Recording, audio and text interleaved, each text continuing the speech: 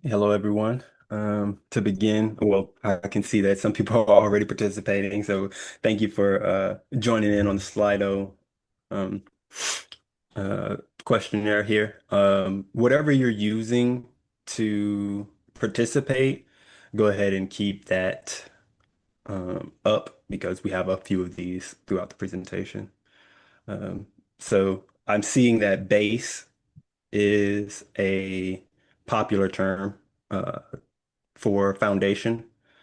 And as we go through this presentation, I want you guys to keep these terms in mind as examples of what a foundation is. So base and solid seems to be the most popular terms here. So my name is Terrell Tyndall, and thank you for joining today. Personal finances can be a daunting and overwhelming task for a client to maneuver on their own, and in many cases, not even thought about until we are in some sort of financial trouble or looking to make a big purchase like a home. Because of this, it's important that we educate our clients on elements to consider when building a financial foundation and simple ways we can implement them. When it comes to building a strong financial foundation, it is crucial that we emphasize to our clients the importance of setting goals. Considering goals help us determine the destination we would like to reach in our personal finance journey. As a financial coach, we should encourage our clients to align their goals with their values, as this increases the likelihood of achieving them, which will ultimately lead to their financial happiness and success. A quick and easy way for us to help our clients begin to set goals is to have them create a list of 10. 10 values, 10 aspirations, 10 interests, etc. And to be honest, it's okay to start with less. The purpose is to encourage our clients to brainstorm what the future could look like for them. Once they have a list of 10 or 5 or 3, the next step in setting goals is the use of the SMART framework to make them specific, measurable, attainable, realistic, and timely. For example, I want to save a $1,000 emergency fund in 12 months by saving $20 a week in a high yield savings account. In the chat, feel free or feel free to unmute and share some additional examples of financial goals you or your clients aspire to achieve or other ways we can go about developing these goals.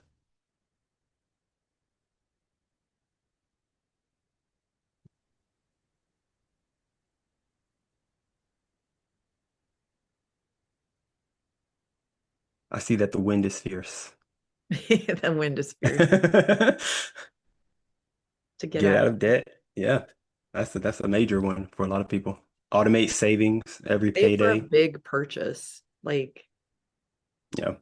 down payments are so huge now compared to before for a house. If you want to get in that 20%. Ooh. Yeah, 20% is a huge amount for a lot of people. Um, but hopefully throughout this presentation, we'll find out ways that we can, save for that. Cynthia says that she worked with one client to save up for concert tickets with her daughter. She said her relationship with her daughter was her top value. I think that's actually a really good goal. I think it's important to note that goals don't necessarily have to be what we deem, I guess, like a necessity to of life. Like normally we think about housing and food. Spending time with family and friends is also a goal to aspire for. Buying a car, saving for a vacation. Um, John says he wants to get out of debt using the snowball method by paying 800 per month. That's a very smart goal. Smart, specific, measurable, achievable, realistic, and timely. Um, yeah.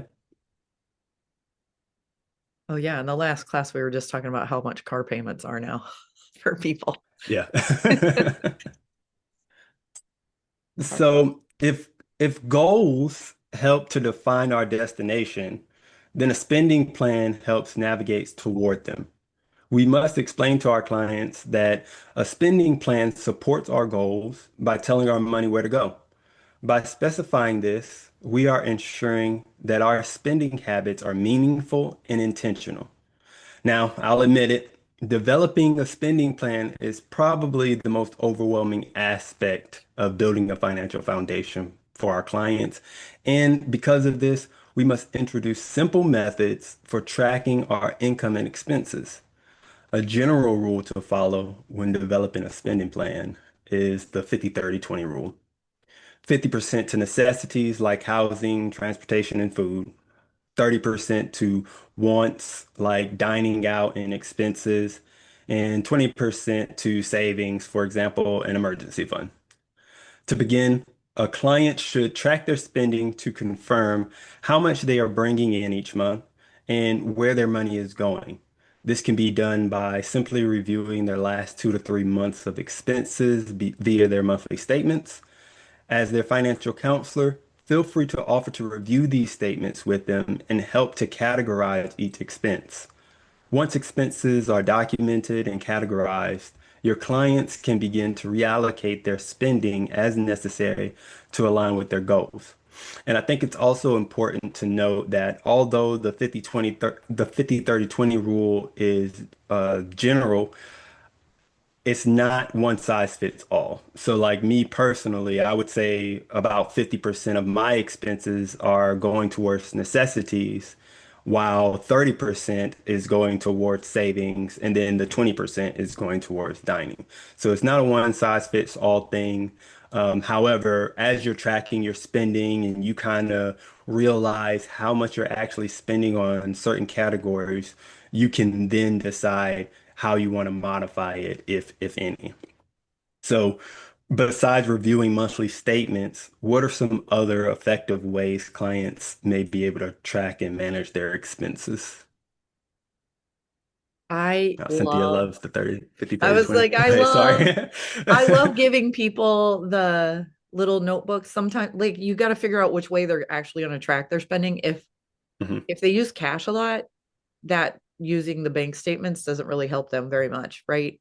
Yeah, I know there's not true. a lot of people that use cash, but I do have one that uses cash for like everything, and they never use their credit card, um, Well, or their debit card. And so giving them tools to use that work for them. But I've done that with people who use their credit card for everything too.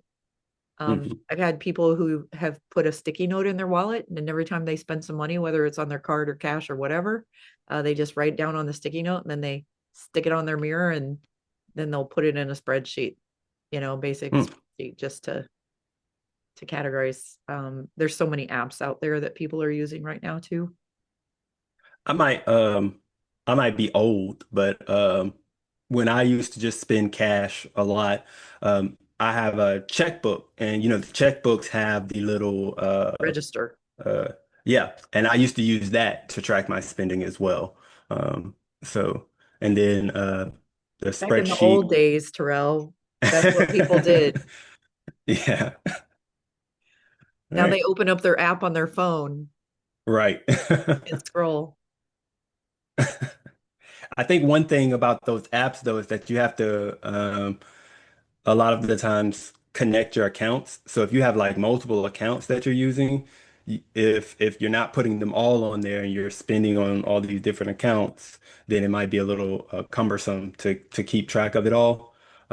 But as a financial counselor, we can help our clients Make sure they have, remember, yeah, yeah. yeah, which ones to use. So, all right. Uh, thank you guys for your input.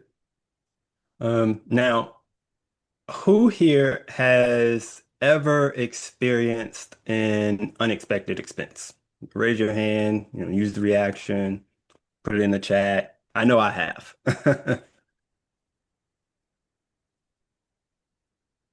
Oh wow, we've got some. Oh, okay. I see some thumbs up. We got lots of fun Okay. reactions. I'm just saying.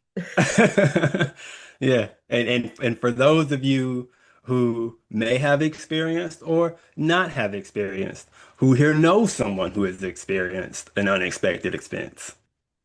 I have. I think the bottom line is Susan says, who hasn't? Right, Um, Murphy's Law states anything that can go wrong will go wrong. Meaning, if something has the potential to fail, it will.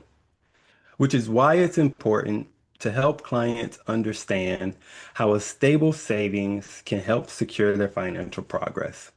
When an emergency occurs, if we are not prepared, it could derail their progress and discourage them from sticking to their spending plan.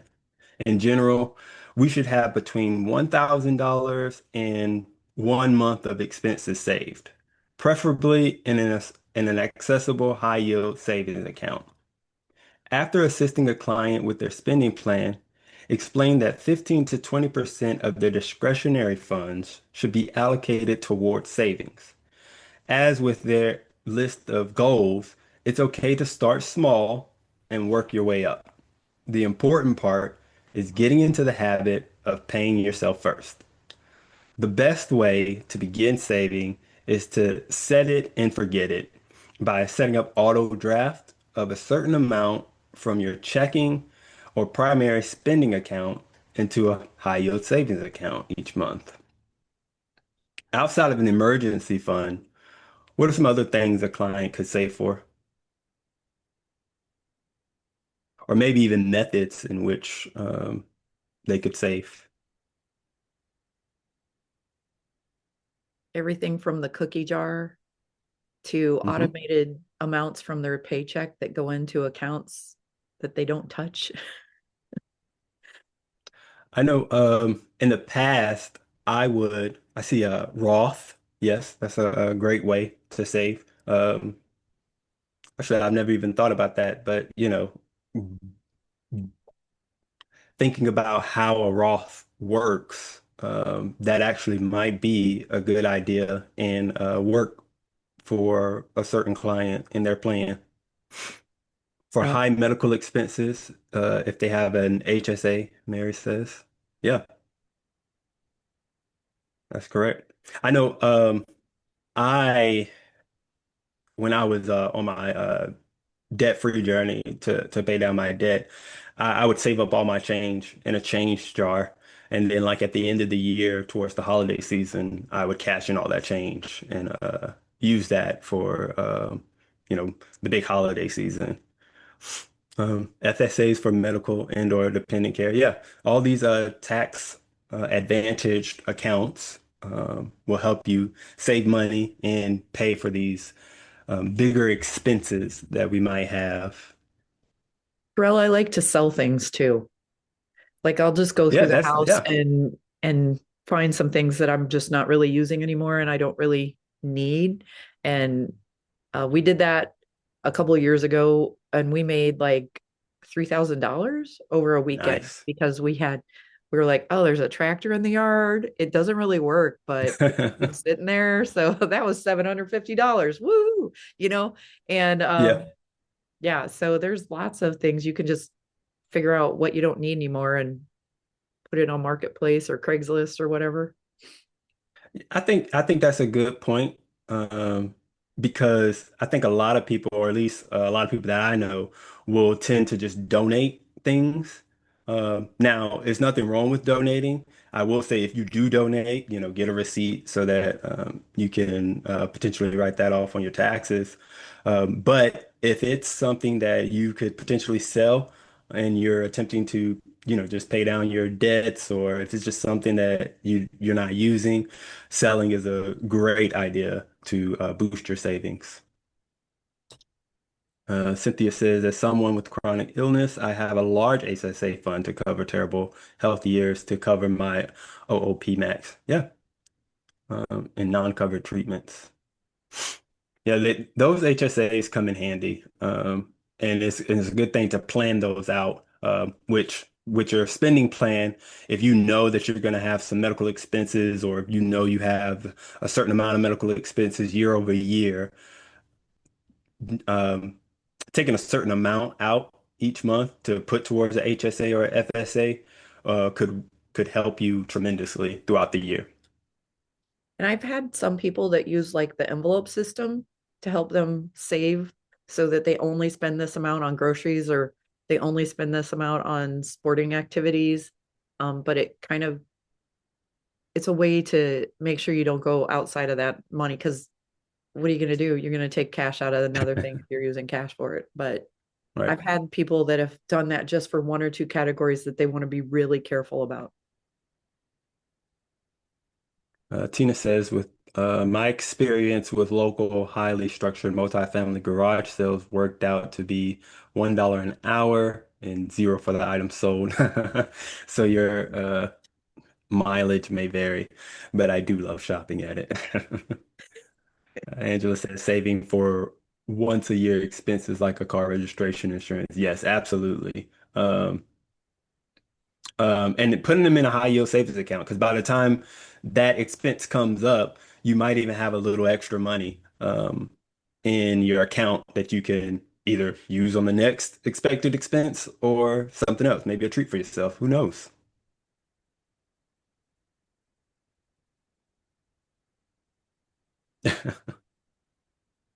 All right.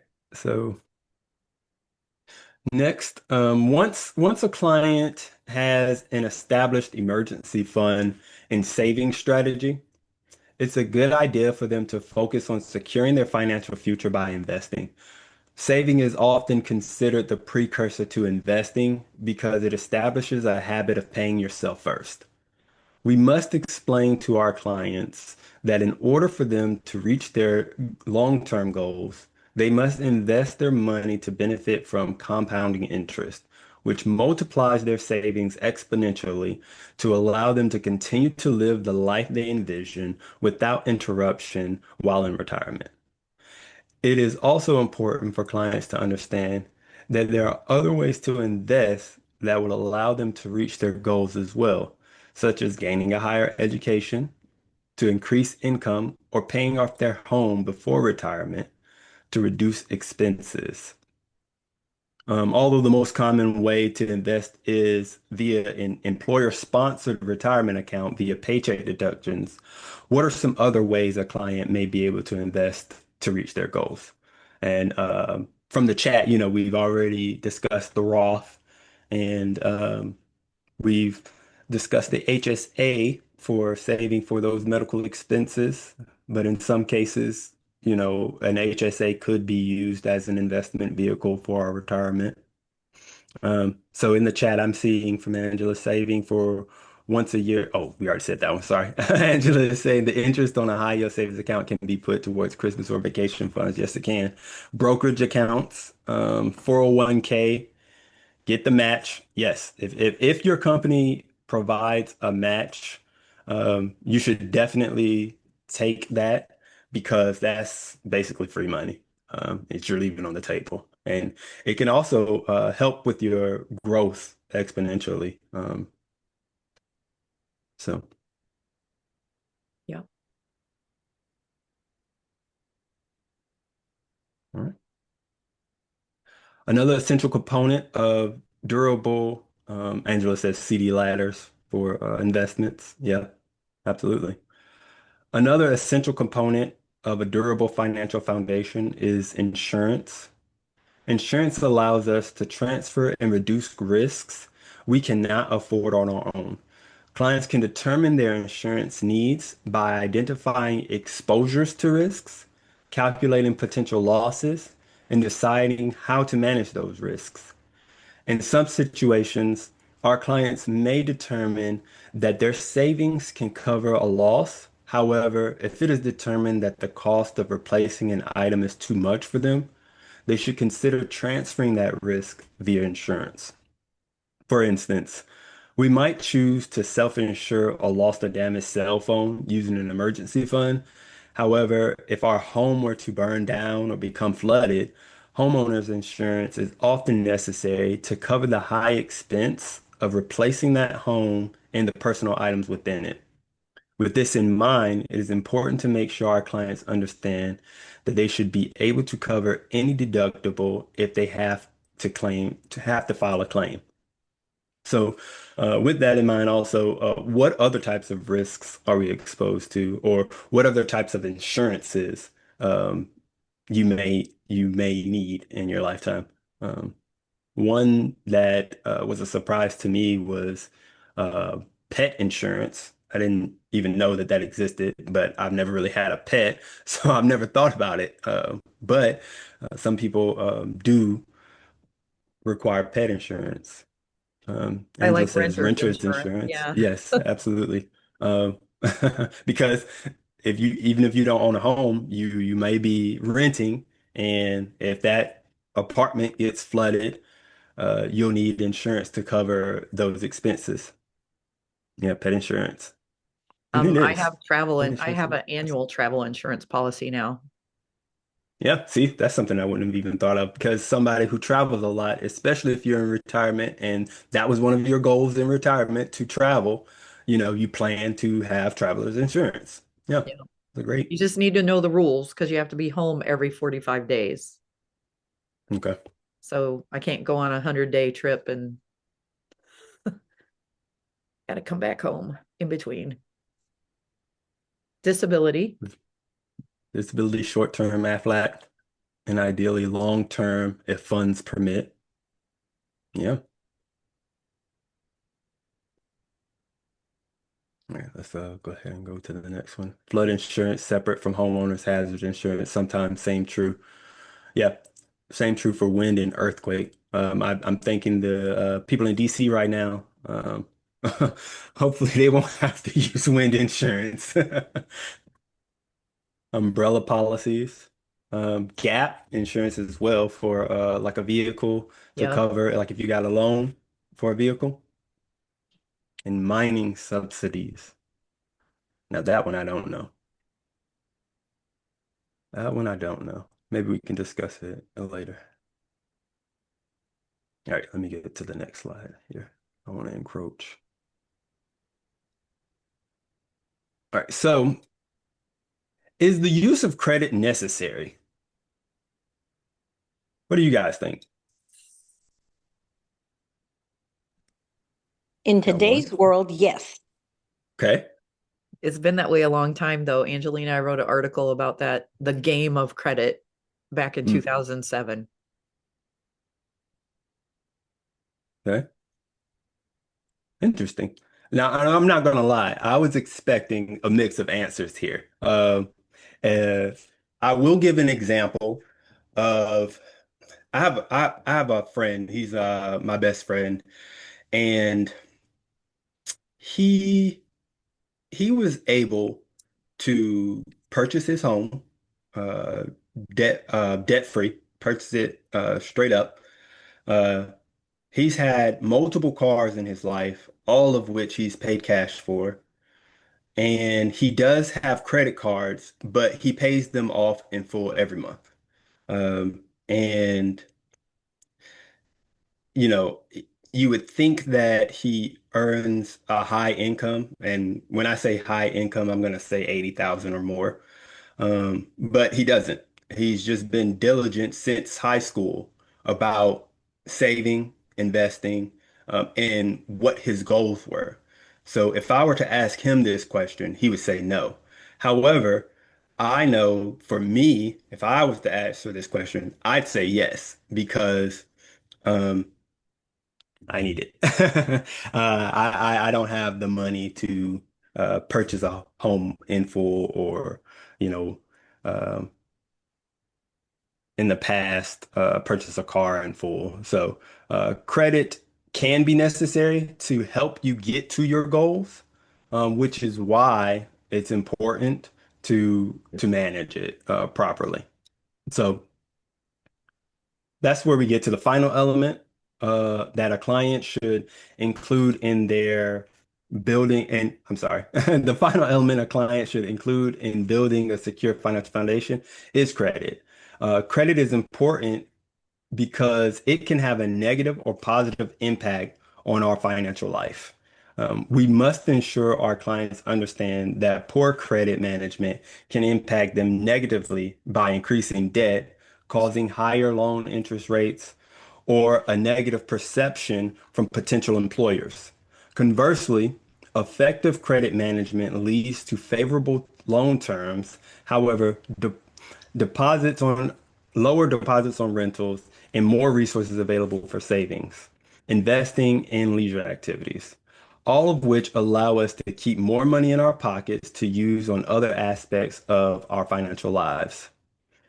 It is a good idea to refer clients to www.annualcreditreport.com and offer to review their credit reports alongside them and offer suggestions to improve any negative marks against them if applicable.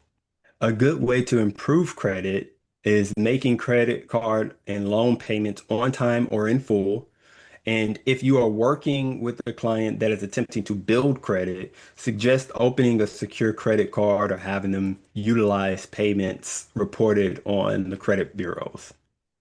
What are some other ways you can put in the chat or unmute? What are some other strategies we may use to manage our credit effectively?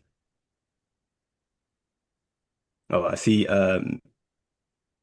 Let's see. Cynthia says, even charging and paying in full when the bill comes is an interest-free short-term loan. Oh, yeah, true.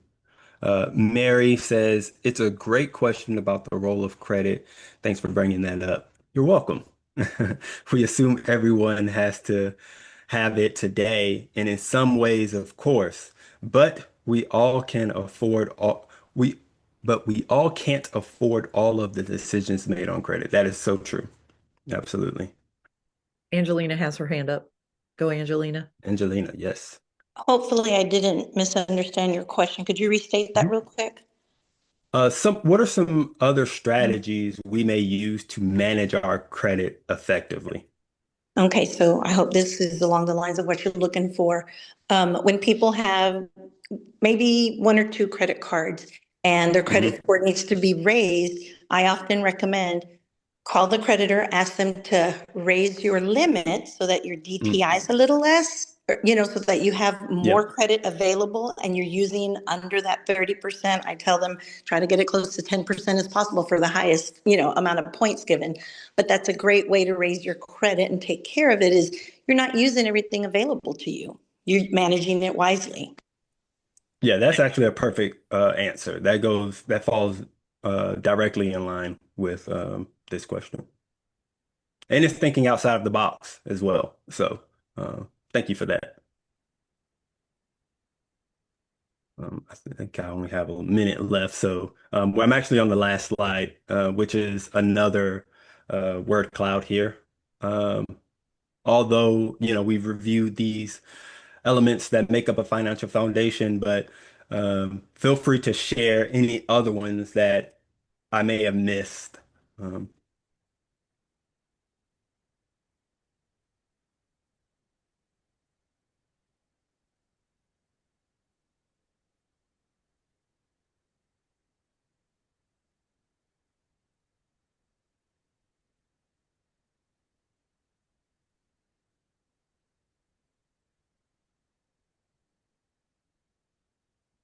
Money mindset, I like it. Oh, self-care, psychology of finances,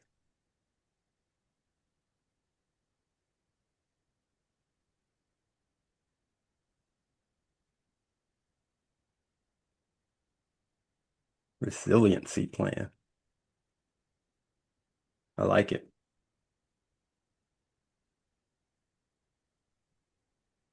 Your personal history with money. Yeah. Yeah, I think I, I I think think about like your reflecting on family that. history, right? Like Yep. what you were taught. Yeah, lots of fun ones. Yep. Hopefully that survey isn't in the way of your seeing everything. No, no, I can see them. Finances and relationships. Yeah, making good career and business choices, because that'll impact your income. All right. Well, I guess we'll go ahead and end it there. Thank you guys for your time. and hope you guys are staying warm out there.